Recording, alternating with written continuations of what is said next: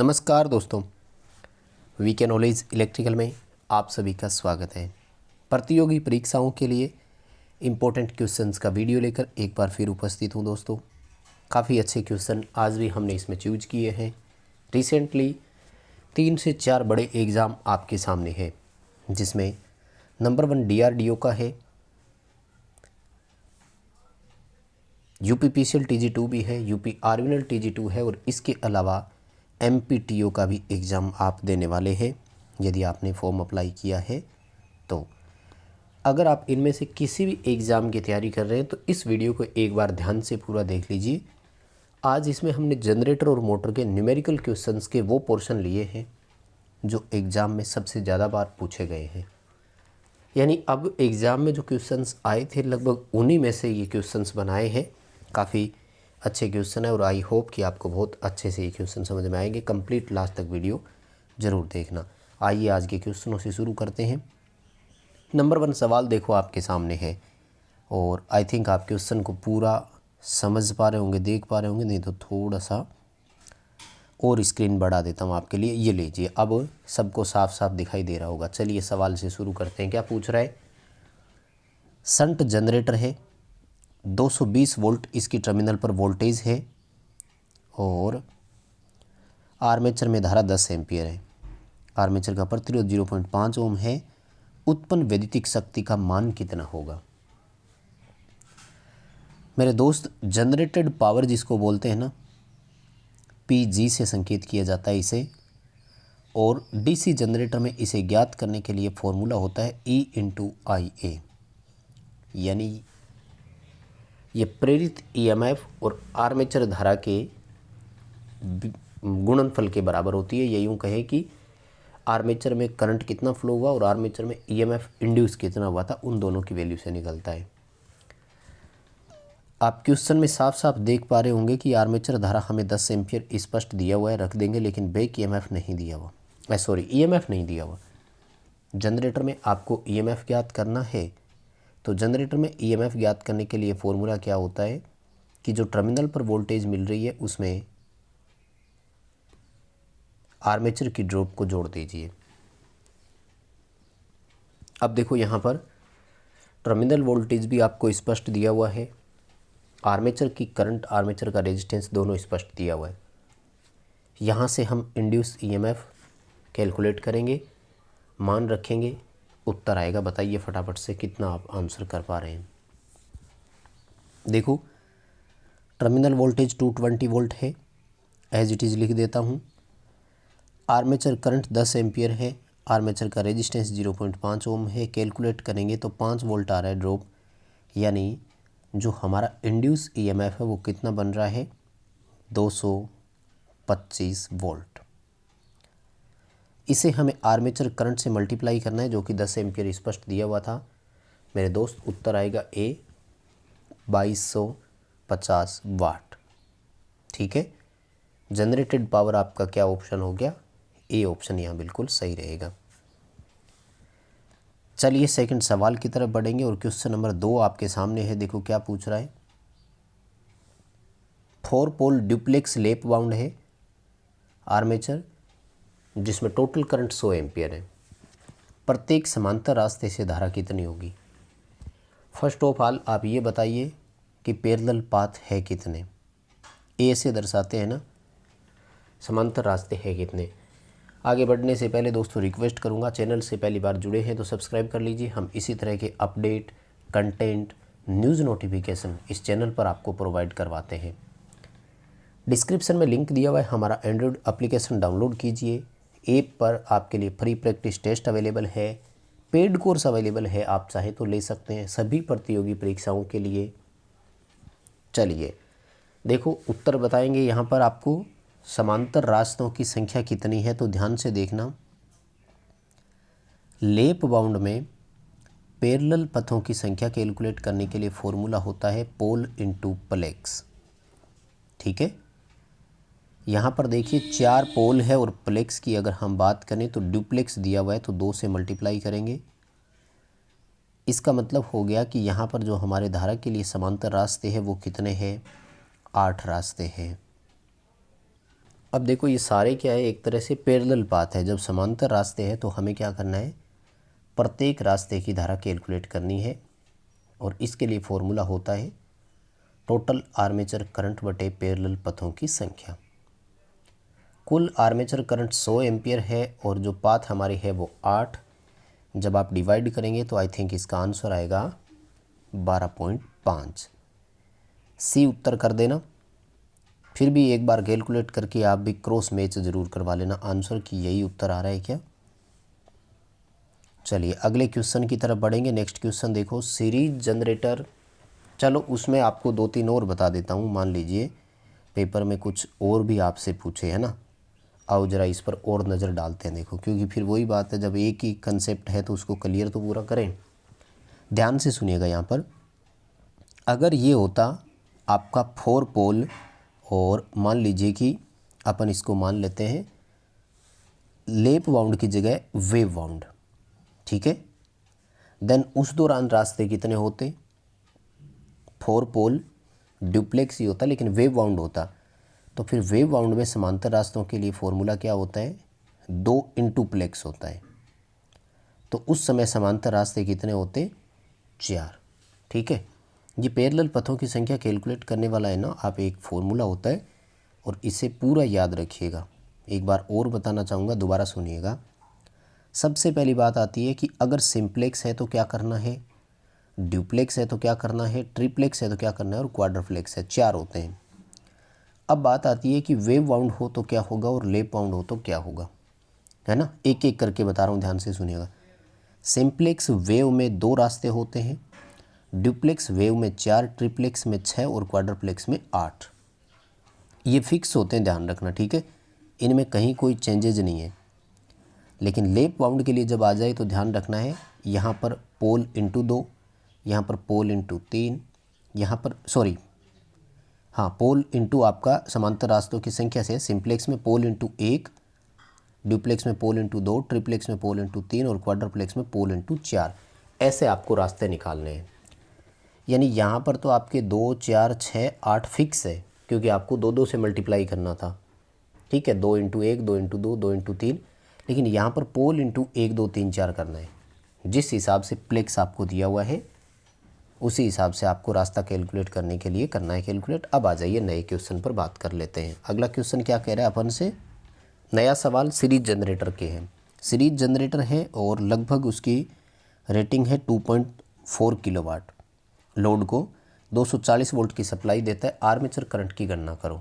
देखो series generator में यूँ होता है, आर्मेचर अपना थोड़ा सा साइज़ बढ़ा लेता हूँ अच्छे से समझ में आ जाए आई थिंक, है ना। और यूँ आर्मेचर के साथ मोटे तार कम टर्न की फील्ड वाइंडिंग होती है और यहाँ पर लोड कनेक्टेड होता है।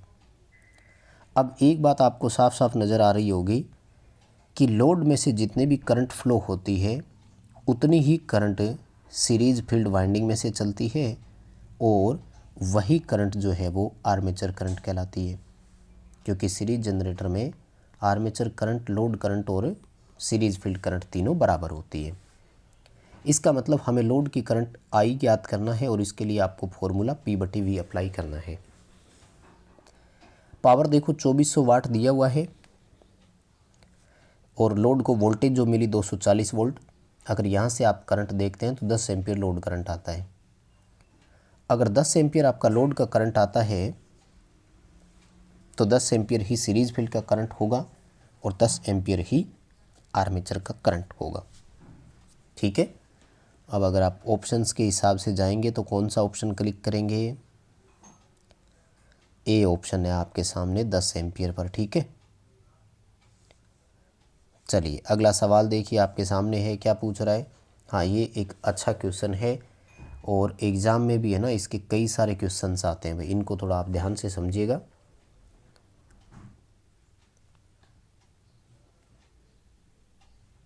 क्वेश्चन कह रहा है कि सीरीज मोटर है जिसमें आर्मेचर धारा में अगर 10% की कमी करें तो टॉर्क में कितनी कमी होगी। सीरीज मोटर का क्वेश्चन जब भी आपसे पूछा जाए आपको एक ही नियम फॉलो करना है कि टॉर्क आर्मेचर धारा के वर्ग के समानुपाती होता है। यानी भले हमें नहीं दिया हो फिर भी हमें आर्मेचर धारा के वर्ग के समानुपाती का नियम ही अप्लाई करना है हमेशा। अब जब प्रतिशत में मान जब भी देवे तो आपको क्या करना है, हमेशा इसको पहले मान को 100 मानते हुए हल करना है। मान लीजिए कि पहले आर्मेचर धारा 100 थी और अब 10% की कमी कर दी, यानी अब कितनी रह गई, 90 हो गई। ठीक है, इन दोनों की आप स्क्वायर कर दीजिए और दोनों का अंतर कर दीजिए, वही आपका उत्तर होगा। जैसे अब 10 की स्क्वायर 100 और 9 की स्क्वायर 81, तो डिफरेंस देखिए दोनों के बीच में कितना आया, 19% का। बस यही आपका उत्तर है। यानी अगर 10% कमी करेंगे धारा में तो टॉर्क 19% घटेगा। ठीक है, इसी की दूसरी लैंग्वेज सुन लो। दूसरी लैंग्वेज बनती है कि अगर आपसे ये पूछे कि अब शेष कितना रह जाएगा, तो 81% शेष बच गया। 2-3 तरीके हैं क्वेश्चन पूछे जाने के। कमी कितनी हुई, 19% की, शेष कितना रह गया, 81%। देखो इसी तरह से मान लो कि 10% धारा में अगर वृद्धि कर देता, देन हमें क्या आंसर करना था, सुनिएगा ध्यान से। मान लीजिए कि धारा पहले आप 100 मान रहे हैं और अब वृद्धि कर दी तो कितनी हो गई, 110, है ना। दोनों का स्क्वायर कर दीजिए, 10 की स्क्वायर 100 और 11 की स्क्वायर 121। अंतर देखो कितना आया, 21%। तो अब 21% की वृद्धि होगी धारा में। अगर 10% वृद्धि करते हैं तो टॉर्क 21% बढ़ेगा, या फिर यूँ कहें कि अब जो है वो पूर्व मान का कितना हो जाएगा, 121% हो जाएगा। ठीक है, पेपर में क्वेश्चन आया हुआ है मेरे दोस्त। यूपीपीसीएल TG2 में वर्ष 2021 में जब एग्ज़ाम हुआ था तो वो पेपर मैंने हल करवाया हुआ है, आप चाहें तो उसे देख सकते हैं। स्पष्ट क्वेश्चन पूछा था कि आर्मेचर धारा 10 एम्पियर से बढ़ाकर 12 एम्पियर कर दी जाए तो अब टॉर्क कितना होगा पूर्व मान का, और उसने उत्तर दिया कि 144%।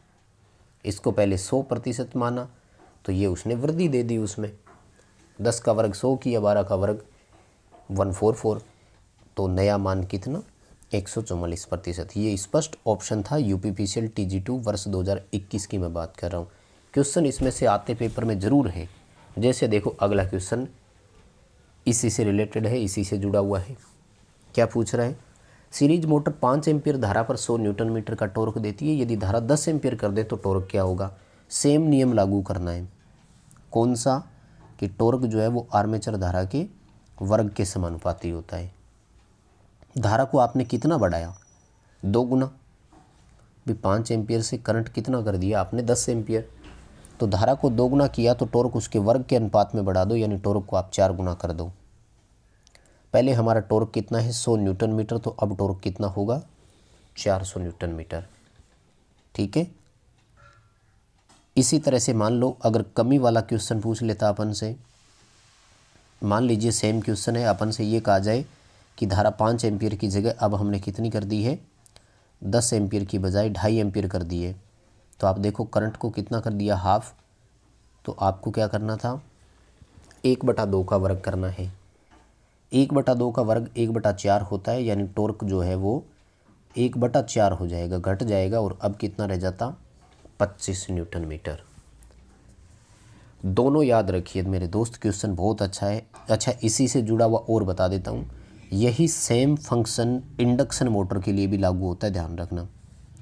इंडक्शन मोटर का टॉर्क सप्लाई वोल्टेज के वर्ग के समानुपाती है, और पेपर में ये भी सवाल कई दफ़ा पूछा जा चुका है कि 440 वोल्ट पर परिचालित एक 3 फेज मोटर में 200 न्यूटन मीटर का टॉर्क है।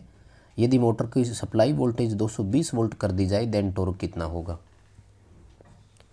आप देखो वोल्टेज को वहाँ पर भी आधा कर रहा है, तो आपको टॉर्क को 1/4 करना है, यानी 50 न्यूटन मीटर। और मान लीजिए कि इसी वोल्टेज को वो 880 वोल्ट करवा देता है, तो आपको इस टॉर्क को क्या करना है, 4 गुना, यानी 800 न्यूटन मीटर। ठीक है, काफ़ी अच्छा क्वेश्चन है, एक दूसरे से रिलेटेड क्वेश्चन है। और इसी तरह से अगर आप क्वेश्चन पढ़ें तो मुझे लगता है याद करने में आप ज़्यादा कामयाब होंगे, चीज़ें जो है वो आपको और अच्छे से क्लियर हो पाएगी, मुझे ऐसा लग रहा है। चलिए अगले सवाल की तरफ बढ़ेंगे। डीसी मोटर है सीरीज, 220 वोल्ट है, 10 एम्पियर लोड की करंट लेती है। सीरीज फील्ड का प्रतिरोध 0.5 और आर्मेचर का प्रतिरोध 0.2 ओम है। इंड्यूस वोल्टेज का मान बताइए।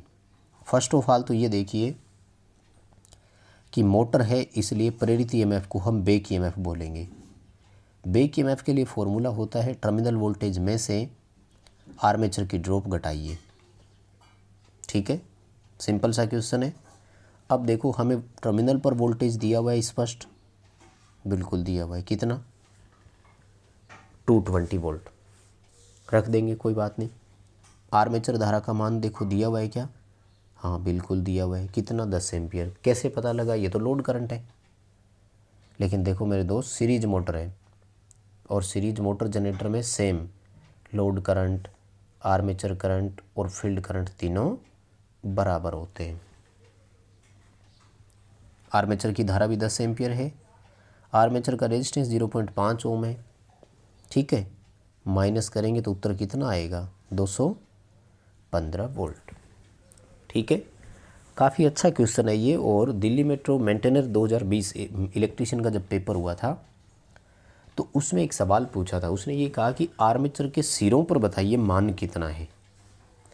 ठीक है, वो थोड़ी सी लैंग्वेज अलग थी, नया क्वेश्चन जब आएगा तो आपको बताएंगे, उस तरह का क्वेश्चन भी आते हैं पेपर में। अगला सवाल देखो ये क्या पूछ रहा है अपन से। ठीक है, इसके बारे में भी आता है, सिंक्रोनस मोटर के बारे में या इंडक्शन मोटर के बारे में ऐसा क्वेश्चन ज़्यादा आता है। डीसी मशीनों में कम आता है, जबकि सिंक्रोनस या इंडक्शन में ज़्यादा आता है। सवाल क्या कह रहा है आपसे, क्वेश्चन कह रहा है कि 4 पोल है डीसी मशीन और उसमें इलेक्ट्रिकल डिग्री 12 डिग्री है, तो ये किस मैकेनिकल डिग्री के बराबर है। देखो इसके 2-3 फॉर्मूले होते हैं याद रखने के लिए, मैंने पहले भी आपको कई बार फॉर्मूला बताया है कि हमें ये देखना होता है कि टोटल मैकेनिकल जो होता है ना वो तो हमेशा फिक्स होता है, कितना 360 डिग्री, यानी कुल यांत्रिक डिग्री हमेशा फिक्स होती है 360 डिग्री, क्योंकि एक सर्किल को लेते हैं अपन हमेशा। लेकिन टोटल इलेक्ट्रिकल डिग्री जो होती है ना वो कभी फिक्स नहीं होती है, क्योंकि ये डिपेंड करती है नंबर ऑफ पोल पर, और इसके लिए फॉर्मूला होता है 180 इंटू पोल। तो इसको आप कैलकुलेट कीजिए। सबसे पहले 4 पोल दिए हुए, उत्तर आएगा 720। और अब आपको इनमें आपस में क्या करना है, रिलेशन देखना है। तो टोटल इलेक्ट्रिकल डिग्री में मैकेनिकल डिग्री का भाग देना है, उत्तर आ जाएगा 2 का रेशो। 2 रेशो का मतलब क्या है कि इलेक्ट्रिकल डिग्री जो है वो मैकेनिकल डिग्री का 2 गुना है। ठीक है, तो अगर यहाँ आप मैकेनिकल डिग्री कैलकुलेट करेंगे तो 12 की जगह उत्तर कितना हो जाएगा, 6 डिग्री। ठीक है, तो फिलहाल आपको इस ऑप्शन के साथ जाना है। और भी इसमें देखो क्वेश्चन बहुत तरीके से बनते हैं, पेपर में तो कई तरीके से क्वेश्चन आते हैं, लेकिन एक बार एक तरीका याद कर लीजिए। यानी करना क्या है, टोटल इलेक्ट्रिक कैलकुलेट करेंगे, फिर मैकेनिकल के साथ उसका रिलेशन देख देंगे, 1:3 का, 1:2 का, 1:4 का, यही संबंध आएगा। और ये किस बात पर निर्भर करेगा, पोल की संख्या पर।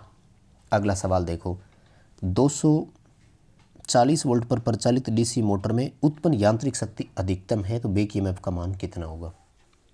ये काफ़ी अच्छा क्वेश्चन है। इसमें से टोटल 6 क्वेश्चन बनते हैं, मैंने पेपरों में आपको कई बार करवाए।